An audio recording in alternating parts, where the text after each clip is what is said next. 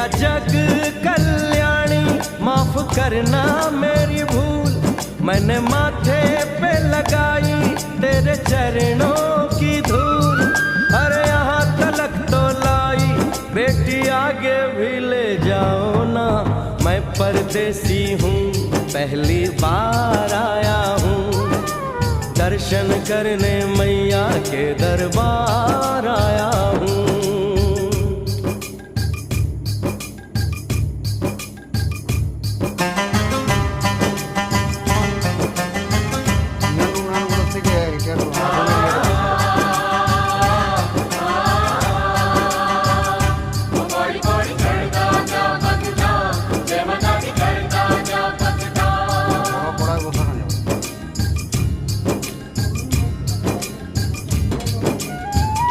হলে মানে তো ছোট কড়াইয়ের ক্ষেত্রে ঠিক আছে, বড় কড়াইয়ের একটু বড় ইয়ে করতে হবে।